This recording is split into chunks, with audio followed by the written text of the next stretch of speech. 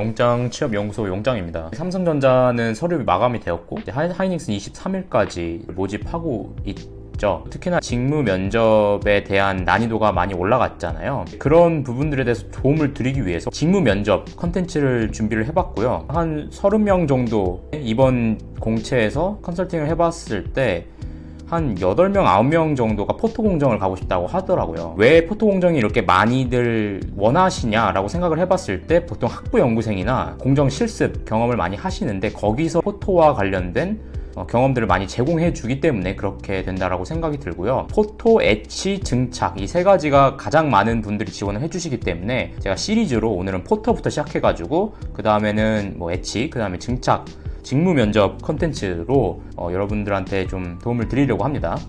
네, 그래서 면접에서 꼭 알아야 되는 용어들이나 어떤 핵심 키워드 위주로 좀 전달을 드리려고 하고요. 이런 용어들을 다 외우는 게 아니라요. 어떠한 이슈가 있었고 이것들을 어떻게 해결해야 되는지에 대해서 여러분들이 생각을 하게 되실 건데 이러한 문제점과 해결 방법이 있다라는 것을 여러분의 지식으로 만들어 놓으시면은 이런 것들을 응용해가지고 실제로 직무 면접에서 답변을 하실 수가 있겠죠.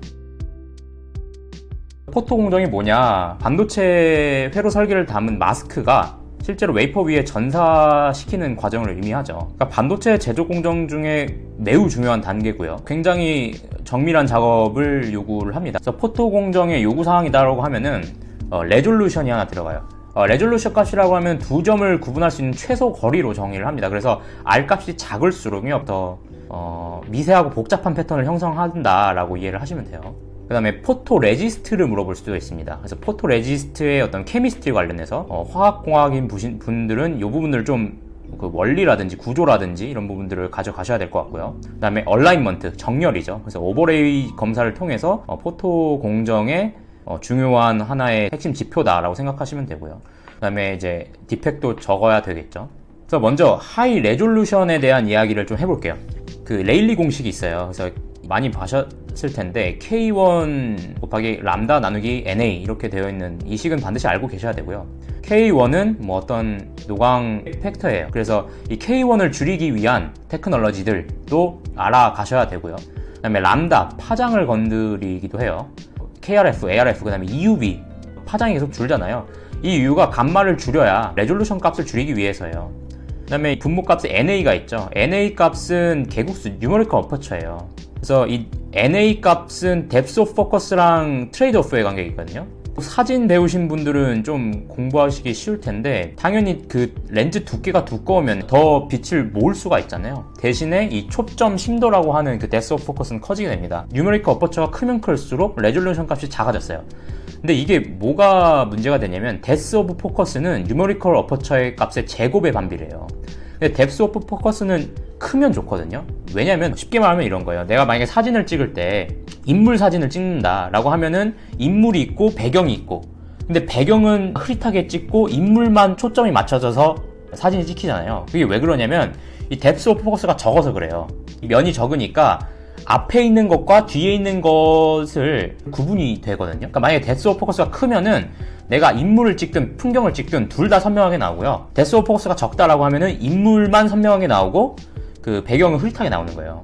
근데 포토 공정에서는 패턴이 이렇게 들쭉날쭉 할 텐데 위에 부분은 선명하게 되는데 아랫 부분은 선명하게 그 현상이 안 되게 되면 어떻게 되겠어요? 내가 원하는 전사가 안 되겠죠. 뉴머리컬 어퍼처 값이 클수록 무조건 좋은 게 아니라는 거죠. 이렇게 트레이드 오프 관계에 있는 파라미터들 사이에서 최적화를 하는 게 이제 공정기술 엔지니어의 역할이라고 볼 수가 있습니다. 네, 재밌죠? 그 다음에 또 나오는 게 K1. 그래서 K1은 해상도를 높이기 위해서 K1 값을 줄이는 거고 뭐 이런 것들은 OPC나 아니면 PSM 같은 마스크 기술을 통해서 K1 값을 줄일 수도 있고요. 아니면 바크 있죠. 그걸 통해서 반사 방지 코팅을 통해서 뭐 K1 값을 줄일 수도 있고 또 뭐 ARF 다음에 ARF 이멀전이 나오잖아요. 원래 공기보다 더 굴절률이 높은 물을 사용하게 되면 해상도를 개선할 수 있어가지고 ARF 이멀전 기술을 쓰기도 하고요. 그 다음에 뭐 DPT, QPT라고 불리는 이중 패턴, 쿼드라 패턴 기술을 통해서 포토 엣치를 여러 번 반복을 통해서 같은 마스크라고 하더라도 더 미세한 패턴을 구현을 시키는 기술들이죠. 내가 만약에 포토 공정 쪽으로 하고 싶다라고 하면 이 정도까지 다 아셔야 될 것 같고요. 포토 공정의 순서를 알고 계셔야겠죠. 처음에는 파티클들을 제거하기 위해서 클린 공정을 진행을 하고 포토레지스트를 도포하기 전에 HMDS를 도포를 하겠죠. 웨이퍼 표면이 클린을 끝나고 친수성인 거를 이제 소수성 표면으로 바꾸기 위해서 HMDS를 처리를 한다. 그래서 포토레지스트의 접착력을 높인다. 만약에 HMDS가 제대로 처리가 안 되면 나중에 포토레지스트가 리프팅이 되면은 장비에 오염이 되거나 그런 이슈가 있겠죠. 그러니까 포토레지스트를 코팅을 하고 두께를 또 유니폼하게 조절하는 것도 또 중요하겠죠. 그 다음에 소프트 베이크가 일어납니다. 그러니까 얘는 포토레지스트를 열 처리를 해가지고 코팅층을 안정화하기 위해서 하는 거예요. 그러니까 포토레지스트의 두께와 균일성, 얘도 유니포미티를 개선시키기 위해서 하는 거고요. 그 다음에 실제로 포토를 쬐어주는 노광이 있고요. 당연히 마스크가 있어가지고 마스크로 인해서 빛이 가려진 부분과 가려지지 않은 부분이 구분이 되는 거예요. 이걸 케미컬적으로 조작을 하는 거죠. 노광을 한 다음에 포스터 익스포저 베이크를 합니다. 이게 이제 스탠딩 웨이브 이펙트를 개선시키기 위해서 잔여 스트레스를 제거하기 위해서 포토 레지스트 내에 화학 반응을 촉진시키기 위해서 열 처리를 하는 거죠. 그 다음에 디벨롭먼트라는 현상이 나옵니다. 그래서 이 디벨롭먼트랑 엣치랑 헷갈리시면 안 되는데, 디벨롭먼트는 그 포토 공정을 통해서 빛을 받은 부분 있잖아요. 그 빛을 받은 부분만 디벨롭을 통해서 제거를 해주는 거예요. 그 포토 레지스트를 가지고 엣치 공정을 하는 거는 그 포토 레지스트가 없는 부분을 막지를 때려가지고 제거하는 공정인 거죠. 그래서 엣치랑 디벨롭이 어떻게 다른지도 아셔야 돼요. 그 다음에 이제 하드 베이크를 합니다. 그래서 포토 레지스트 패턴의 경고성을 높이기 위해서 또 고온에 열 처리를 해서, 소프트 베이크는 저온이라서 소프트고 하드는 고온이라서 하드라는 말이 붙어졌죠. 그 다음에 인스펙션, 애프터 디벨롭먼트 인스펙션, ADI 검사를 통해서 패턴이 정확하게 형성이 됐는지를 검사를 하겠죠. 그래서 이런 순서들을 알고 각 공정이 어떠한 것을 아는 게 기본입니다. 그 다음에 이제 파지티브 PR과 네거티브 PR을 차이점 아셔야 돼요. 그래서 파지티브라는 거는 마스크의 모양대로 패턴에 전사되는 게 이제 파지티브죠. 그리고 그렇게 되려면은 마스크가 있으면은 십자가 모양이라고 해볼게요. 그러면 십자가 모형대로 빛을 쬐주면은 그 십자가 모양만 남아야 되잖아요, 결국. 그러니까 빛을 받은 부분이 제거가 돼야겠죠.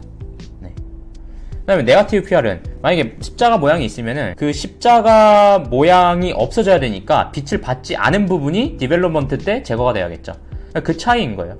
그래서 결국에 마스크에 있는 패턴대로 전사되느냐 아니면은 그거의 반대 위상으로 전사되느냐에 따라서 파지티브 PR과 네거티브 PR로 나뉘게 됩니다. 현업에서는 포토 공정의 중요한 목표는요, 정확한 모양, 그 다음에 균일한 크기, 그 다음에 정확한 위치로 전사를 제대로 하는 게 중요합니다. 그래서 포토 공정을 하고 나서 CD-SEM을 장비를 통해서 원하는 패턴으로 크기가 정확하게 만들어졌는지를 측정을 하고요. 피치랑 CD에 대해서 아셔야 될 것 같은데, 그림 보시면은 아시겠지만 이렇게 라인 앤 스페이스 타입으로 그 패턴이 전사가 됐을 때 바 CD가 있고요, 스페이스 CD가 있고요. 그 다음에 피치라고 패턴이 반복되는 바랑 스페이스 CD의 합을 이제 피치라고 합니다. 이제 공정기술 엔지니어가 하는 역할 중 하나가 수율이잖아요. 공정기술, 양산기술 다 마찬가지입니다.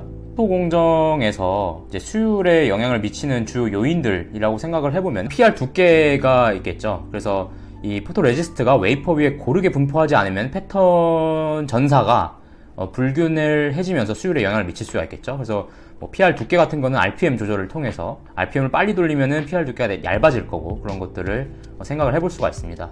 또 하나는 이 패턴 정밀도를 저하시키는 요인 중에 산란, 반사 이런 게 있기 때문에 바크 같은 물질들이 이 반사를 해결하기 위한 하나의 기술로 사용이 됩니다. 그 다음에는 스탠딩 웨이브 이펙트가 있을 거예요. 빛이 간섭 현상이 있기 때문에 포토 레지스트에 이렇게 짜글짜글하게 생기는 게 있거든요. 그래서 이거는 포스트 익스포저 베이크, 이걸로 개선을 시키죠. 포토 레지스트를 도포한 다음에 베이크를 하잖아요. 이때도 이 조건이 적절하지 않으면은 수율에 영향을 미칠 수가 있고요.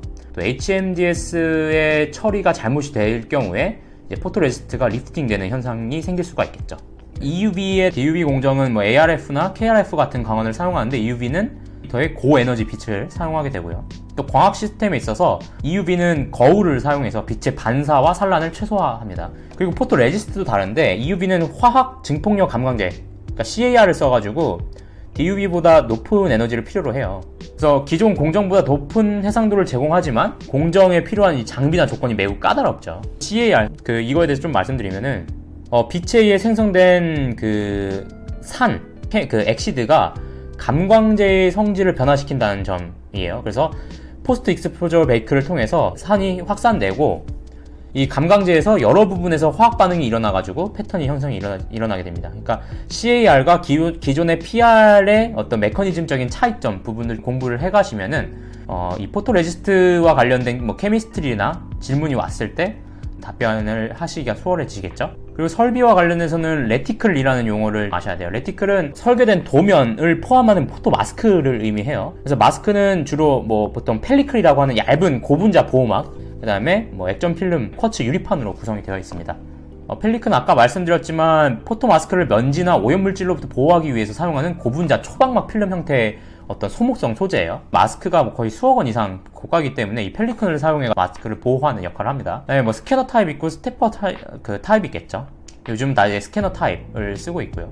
광학 수차라는 표현은 렌즈나 광학 시스템이 이제 빛을 통과할 때 빛이 제대로 모여지지 않아서 이미지가 왜곡되거나 흐려지는 현상을 의미합니다. 이렇게 해서 오늘은 포토 공정과 관련된 직무 면접 대비해서 컨텐츠를 찍어봤고요. 다음에는 엣지 공정, 그 다음에 증착 공정으로 좋은 영상 제공해드리도록 하겠습니다. 감사합니다.